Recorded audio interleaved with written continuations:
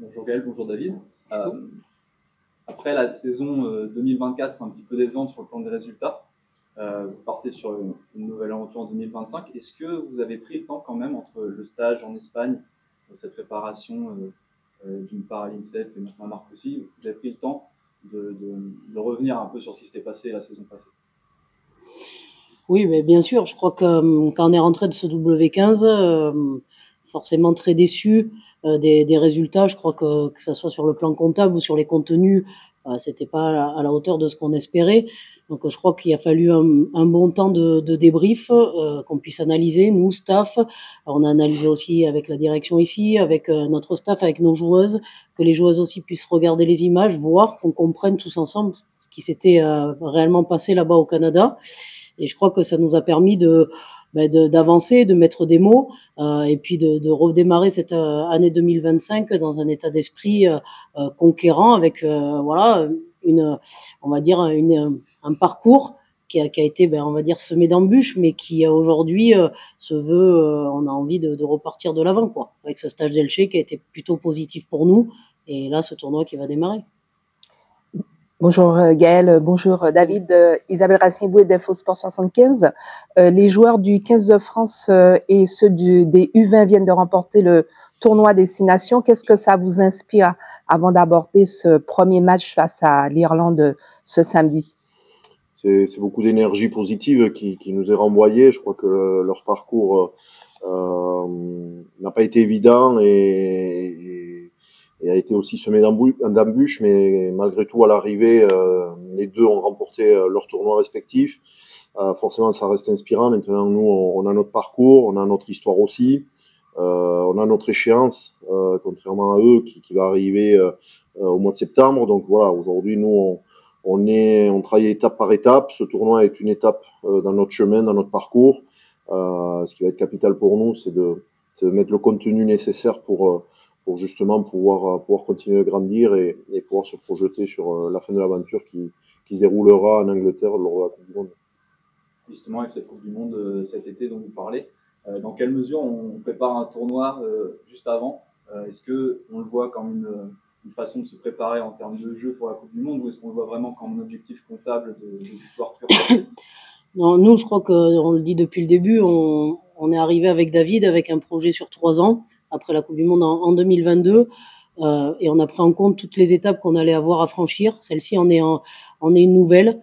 On est dans une phase pour nous où il est important, en effet, de performer sur ce qu'on va mettre en place sur le terrain. Je crois que c'est le moment. On avait ciblé ce W15 qui voilà a pas été forcément à la hauteur. Donc là, on a vraiment envie de remettre les curseurs dans le sens de performer sur ce qu'on va pouvoir produire sur chaque match, de construire notre tournoi pour se permettre de pouvoir arriver en possession de pouvoir remporter ce tournoi sur le dernier match. Là, vous allez affronter l'Irlande pour démarrer. À quel point cette équipe elle est différente de celle que vous aviez affrontée au début de votre mandat à Cork, avec une assez large victoire? On peut aussi que l'année dernière, vous aviez également gagné, mais dans un match un peu plus compliqué. Là, elles ont battu les Néerlandaises. Comment vous voyez un peu l'évolution de cette équipe? C'est clairement une des équipes qui est en train d'évoluer très fort depuis les 2-3 dernières saisons. Ils sont en train de se structurer. Ils ont aussi modifié leur staff depuis un an. Voilà, ça fait clairement partie de ces équipes qui vont faire partie de l'échiquier mondial dans le futur, voire même un futur très proche. Donc forcément, on s'attend à un match très, très dur à Belfast, dans un environnement, un contexte quand même assez particulier. Voilà, aujourd'hui, c'est une vraie opportunité aussi pour nous de bien lancer notre tournoi. On sait ce qui nous attend, on sait que ça va être très dur. Mais bon, voilà, malgré tout, aujourd'hui, on sait qu'on a des armes pour remporter ce match. Et pour nous, c'est en tout cas une vraie opportunité pour lancer notre tournoi.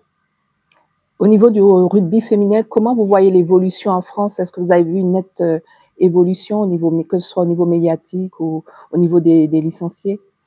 Ouais, je crois que le rugby féminin, il est en constante évolution. Je crois que récemment, le championnat le démontre avec ce top 10, avec des matchs qui sont remplis d'enjeux voilà, en permanence, des matchs télévisés, du public qui se déplace tous les week-ends sur les matchs d'élite, la journée des finales où toutes les équipes se rencontrent. Je crois que voilà, le rugby féminin est en constante évolution et on le voit aussi sur l'échiquier mondial, comme vient de le dire David, où cette équipe d'Irlande je crois a démontré avec ce W15 qu'aujourd'hui, il fallait compter sur elle pour la fin, quoi. Une des grandes indications de ce premier 15 de départ de 2025, c'est la titularisation de Carla Arbez en numéro 10, après plus d'un an d'absence en équipe de France. Comment vous avez fait un peu pour la réintégrer dans l'équipe et pourquoi ce choix? Carla, ça a été assez naturel. Hein. Je crois qu'on regarde tous les matchs de championnat. Aujourd'hui, il est clair et évident que son équipe, l'équipe de Bordeaux, est une équipe qui est dans une dynamique très positive. Carla fait partie des joueuses importantes de cette équipe-là. On avait fixé à Carla des objectifs précis pour continuer à évoluer. Elle a su travailler dur, fort là-dessus. Et aujourd'hui, ce qu'elle fait avec Bordeaux, c'est clairement ce que l'on attendait d'elle. Donc c'est tout naturellement, un, qu'on la convoque et deux, qu'on lui fait démarrer ce match. Elle est dans une dynamique très positive avec son équipe, donc on espère qu'il y aura un effet de contagion aussi de cette dynamique avec notre groupe à nous. Au-delà du cas précis de Carla Arbez, il y a aussi beaucoup de Bordelaises dans l'équipe, 6 dans le 15 de départ. Ça reflète aussi la domination de ce club sur l'élite 1. Oui, ben forcément, je crois que, comme vient de le dire David, c'est une équipe qui tourne bien, voilà, qui est en pleine confiance, qui tous les week-ends met en place du jeu. Je crois que voilà, et elle le démontre quand elles sont arrivées ici, avec beaucoup d'enthousiasme. Carla Arbès qui démarre, Morgane Bourgeois aussi qui revient avec nous dans le groupe.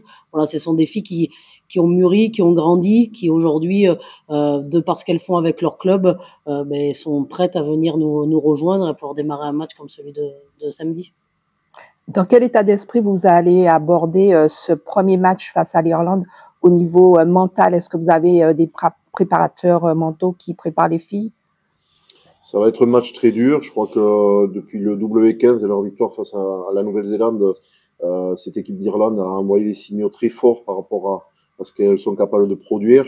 Nous, en tout cas, on s'attend à un match qui sera dur face à une équipe qui est en pleine évolution et surtout en pleine confiance.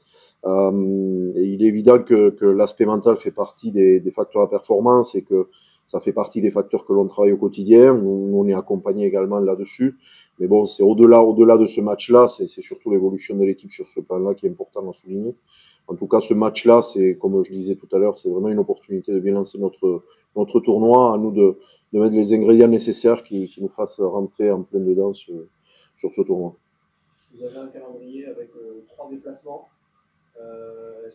Comment vous abordez cette difficulté supplémentaire pour ce tournoi? Alors, difficulté, oui et non. Enfin, pour nous, c'est le calendrier, il est comme ça. On va prendre surtout voilà, les matchs qui vont venir. On est aussi très content de pouvoir jouer 2 fois chez nous. Voilà, la semaine prochaine à La Rochelle, on sait qu'on aura du public, qu'on va être soutenu. Je crois que c'est une opportunité pour nous de travailler loin de nos bases à des moments donnés. Je crois que la Coupe du Monde, elle sera pas aussi sur nos terres. Donc voilà, c'est toujours des moments qui sont importants pour nous. Donc on va prendre les matchs comme ils arrivent. Est-ce qu'on peut s'attendre à avoir quelques évolutions dans le plan de jeu de votre équipe? Ou est-ce qu'au contraire, vous préférez rester sur et valider des biais que vous aviez déjà utilisés ces 2 dernières saisons? Je crois que la science, elle est justement sur la capacité, à ancrer des bases solides sur des aspects spécifiques et aussi de faire évoluer. Je crois que le rugby et l'évolution des règles fait qu'on est forcément toujours en constante évolution.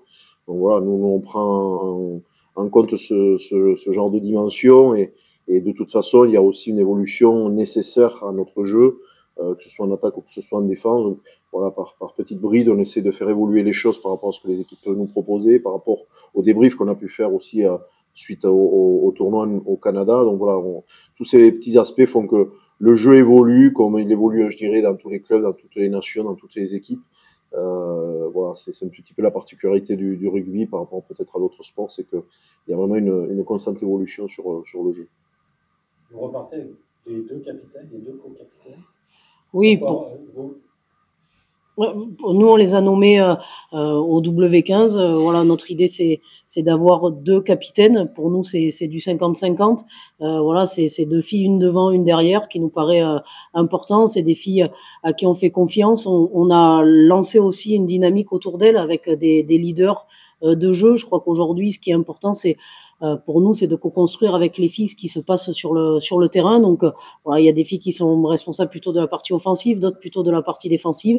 Et l'objectif de nos 2 capitaines, c'est être un peu le relais de tout l'ensemble du groupe et d'être les moteurs de l'état d'esprit de l'équipe, le thermomètre de l'état d'esprit. Donc, voilà, c'est ces 2 filles-là à qui on remet le capitanat et qui seront les 2 capitaines du tournoi.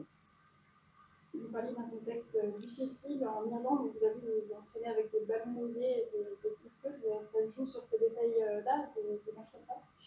Je ne sais pas si ça va se jouer sur ce détail-là, on n'espère pas. Maintenant, ça fait partie des choses qu'il faut qu'on tienne en compte quand on sait qu'on va jouer dans un lieu où il risque d'avoir de la pluie, du vent. Bon, voilà, on essaie de trouver quelques artifices. Maintenant, la stratégie et l'essentiel, on le retrouve ailleurs et on pense que depuis 10 jours, on travaille fort là-dessus. On a mis les ingrédients qu'on souhaitait là où on souhaitait.